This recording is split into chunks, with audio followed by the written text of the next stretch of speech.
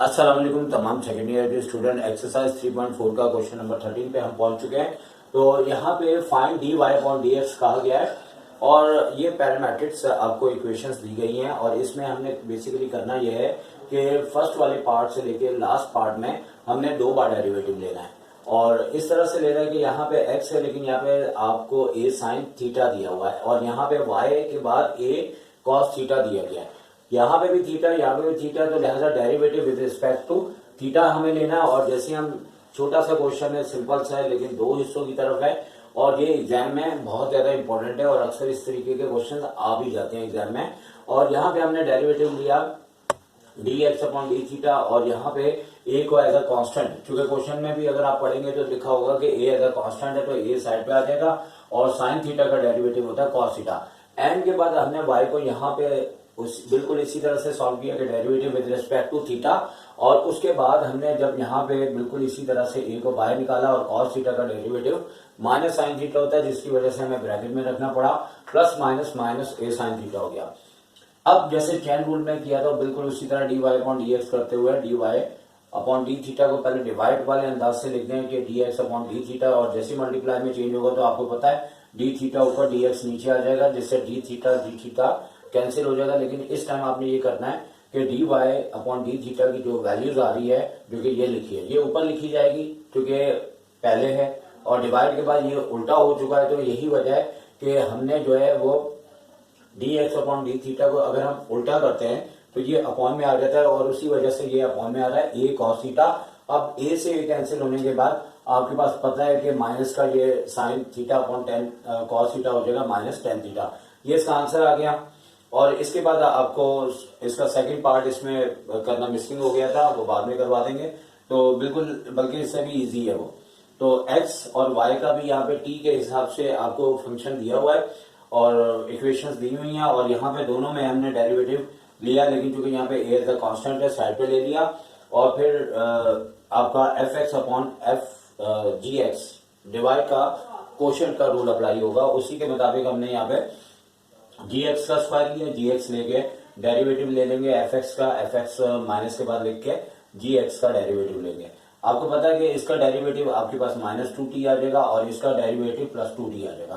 तो 2t देखा जाए तो दोनों में मौजूद है तो हम कॉमन ले लेंगे और a के साथ उसे लिख दिया जाएगा। जैसे कि यहाँ पे हमने कॉमन लिया और कॉमन लेने के बाद साइन को देख लीजिएगा कि यहाँ पे माइनस की वजह से ये दोनों माइनस हो गए और इसी तरह जो यहाँ पे अगर आप देखें कि आपके पास यहाँ पे माइनस की साइन है तो -1 और माइनस प्लस टी स्क्वायर है तो 2t तो हम कॉमन ले चुके हैं तो ये प्लस है तो आपके ये दोनों टी स्क्वायर कैंसिल हो जाएंगे, माइनस का 2 हुआ और 2t जो बाहर लिखा हुआ है वो ऑलरेडी वैसे रहेगा। तो इन दोनों को मल्टीप्लाई करेंगे तो हमारे पास आ जाएगा -4at upon 1 plus T square का होल स्क्वायर आ जाएगा। और इससे हमने फिर हम इसका सेकंड जो हमें दिया हुआ है y का आपको इक्वेशन दी हुई है तो उसमें भी वही तरीका कार होना है कि हमने फॉर्मूला अप्लाई करना है। तो यहाँ बाद में मुख्तसर करते हुए आपको दिखा रहा हूँ, आप गौर से देखें। अब चूंकि आप इतना सीख चुके हैं कि आपको ये बातें समझ आनी चाहिए। अगर मैं यूं करता जाऊं तो आपको ये चीजें खुद देख के आइडिया करना बिल्कुल सेम टू सेम है। एंड में जैसे हमने वहां किया बिल्कुल उसी तरीके से हम यहाँ पे भी d y upon d t multiply d t upon d x करेंगे तो उसकी वैल्यूज को रखने के बाद गौर से देखें 2 से 2 कैंसिल हो रहा है, ए और बी कैंसिल नहीं हो सकते और यहाँ से ये वाला पूरा ब्रैकेट कट जाएगा और कैंसिल होने के बाद हमारे पास ये रिलेशंस आ जाएगा और इस तरीके से आंसर होगा। स्टिल करके भी आप देख सकते हैं, कोई टेंशन थोड़ी है। और अब नंबर 4 है तो 4 में इन्होंने ए थीटा स्क्वायर दिया है और यहाँ पे 2a थीटा दिया है तो यहाँ पे विद रिस्पेक्ट टू डेरिवेटिव लेना है थीटा और बिल्कुल ही छोटा सा क्वेश्चन है तो यहाँ डेरिवेटिव जैसे हम लेंगे तो हमारे पास 2a थीटा आ जाएगा और इसी तरह कॉमा डालने के बाद y वाले का डेरिवेटिव लेंगे तो आपके पास सिर्फ 2a आ जाएगा क्योंकि D theta upon d theta cancel हो जाएगा यानी कि 1 आ जाएगा। फिर चैन रूल की तरह जैसे हम वैल्यू रखेंगे तो इसका आंसर हमारे पास a से a और 2 से 2 कैंसिल होने के बाद 1 अपॉन थीटा आ जाएगा। तो काफी आसान से क्वेश्चन है, छोटे से हैं और इसको लाजमी करें, अच्छी तरह से करें इंशाल्लाह।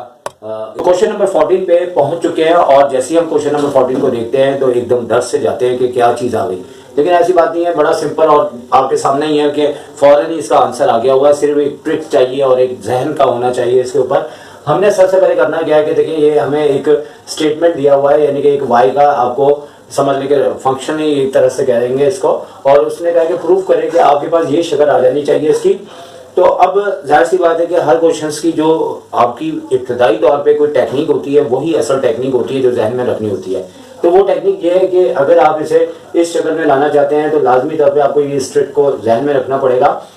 सबसे पहले थोड़ा सा इस पे एनालाइज कर देते हैं कि 10x से रूट के अंदर फिर इस तरह कंटिन्यू चल रहा है और यहाँ पे इनफाइनाइट का मतलब है कि ये कंटिन्यू इस तरह से चलता ही जाता है, यानी कि कहीं रुकता नहीं है।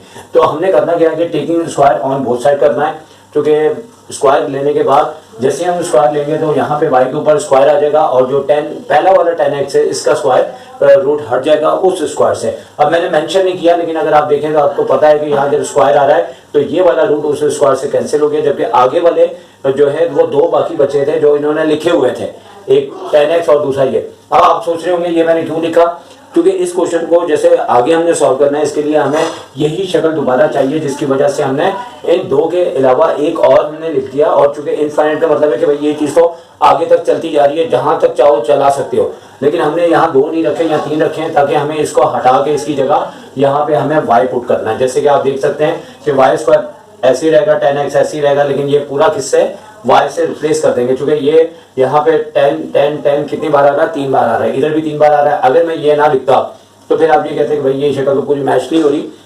और इनफाइनाइट का मतलब है कि आप जितना लगाना चाहे लगा सकते हैं, लेकिन हम उतना ही लगाएंगे कि जितनी के ये शक्ल मैच हो जाए। तो इसकी जगह हमने y पुट किया और जैसे y पुट किया तो उसके बाद हमारे पास जो है ना ये रिलेशन आपके सामने आ चुका है। और इस रिलेशन को अब हमने डेरिवेटिव लेना है विद रिस्पेक्ट टू x। तो हमने x के लिहाज से लिया, तो यहाँ पे चूंकि y है तो y की पावर 2 आ गई, तो एक लेस होने के बाद y की पावर 1 है, dy अपॉन dx है माइनस dy अपॉन dx है, और 10x का डेरिवेटिव होता है sec स्क्वायर x। अब sec स्क्वायर x तो इससे मैच हो गया, इसको तो बिल्कुल नहीं छेड़ना, बिल्कुल इसी तरह से रखना है। और यहाँ पे इन दोनों में से हमने जैसे dy अपॉन dx कॉमन लिया तो ये शक्ल और ये शक्ल हमारी दोनों मैच हो गई।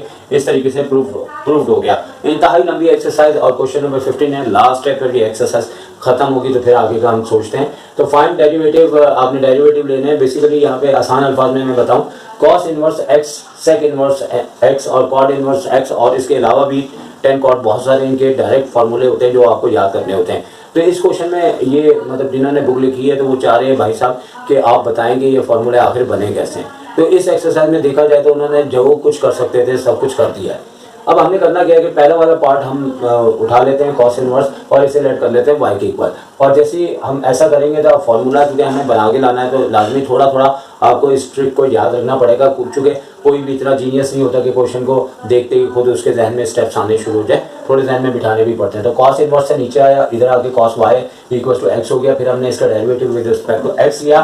फिर उसके बाद जाहिर सी बात है कॉस y का हो जाएगा minus sine y, dy upon dx कटेगा नहीं, और यहाँ dx 1 हो गया। फिर इसको यहाँ से नीचे भेज दिया, लेकिन माइनस को हमने ऊपर इसलिए भेज दिया कि अगर हमें ज़बानी कॉस इनवर्स का फॉर्मूला याद है तो उसमें माइनस ऊपर ही आता है, और इसलिए हमने नीचे के बजाय ऊपर लिख दिया इसमें, ठीक है, क्योंकि वैसे भी प्लस माइनस माइनस न्यूमिनेटर हो जाता है। अब साइन वाई जो है वो डायरेक्ट हमने ट्रिग्नोमेट्री से रिलेटेड फॉर्मूला है वो लिखा हुआ है कि रूट के अंदर 1 माइनस कॉस स्क्वायर वाई होता है, वो उसकी जगह रखा है। अब कॉस स्क्वायर वाई की जगह हमने जो है यहाँ से रिप्लेस कर देना है कॉस वाई को एक्स के इक्वल, तो एक्स का स्क्वायर हुआ तो ये हमारे पास आ गया फॉर्मूला और ये बन गया फॉर्मूला। और इसी तरह के आगे के कितने पार्ट्स हैं, 2 पार्ट्स हैं, वो भी हम करवा देते हैं ताकि काम खत्म हो जाए, ठीक है। तो अब सेकंड बार हम ले लेते हैं, यहाँ पे इसको भी लेट करेंगे y equal to sec inverse x।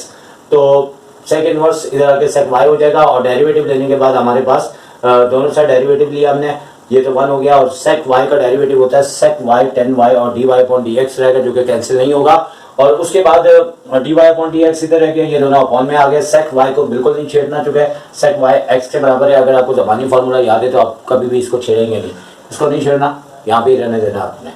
अलबत्ता 10y को अच्छा खासा छेड़ना है, क्योंकि यहाँ पे 10y इक्वल टू है under root sec square y minus के 1, तो यहाँ पे भी सेक में लाना था सेक स्क्वायर में, चूंकि सेक को रिप्लेस कर सकते हैं और इसके फॉर्मूलों में x ही आता है, ठीक है। तो यहाँ पे इसको हमने इससे रिप्लेस किया, 10 को हटाया और सेक स्क्वायर y माइनस 1 लेके आए। और फिर उसके बाद चूंकि x बराबर है सेक y के और यहाँ सेक y बराबर है x के, तो यहाँ पे भी x आ गया और यहाँ पे x स्क्वायर आ गया। इस तरीके से ये फॉर्मूला भी हमारे पास ड्राइव हो गया और इसका आंसर आ चुका है। एक तरफ से फॉर्मूला भी ड्राइव कह सकते हैं कि ड्राइव करना हो तो ऐसे ही करेंगे। पार्ट है और आपके सामने है, और इसमें y को लेट किया कॉट इनवर्स x के इक्वल, जैसे कि अभी तक करते आ रहे हैं। कॉट इनवर्स इधर आके इसकी पॉजिटिव पावर हो जाती है और cot y equal to x होता है। Derivative with respect to x लेंगे और कॉट वाई का डेरिवेटिव चूंकि सी से स्टार्ट हो रहा है, याद रखें नेगेटिव आएगा, तमाम सी वालों का नेगेटिव आता है, minus cosec square y d y upon d x करके स्टिल हो जाएगा और d x upon d x 1 आ जाएगा। अब यहाँ पे सिचुएशन ये हुई कि d y upon d x तो यहाँ पे स्टिल हो जाएगा और इसको यहाँ से यहाँ शिफ्ट करेंगे और थोड़ा सा अपॉन को बढ़ा देते हैं, लिहाजा राइटिंग का थोड़ा ख्याल करना पड़ता है ताकि आपको समझ आ सके।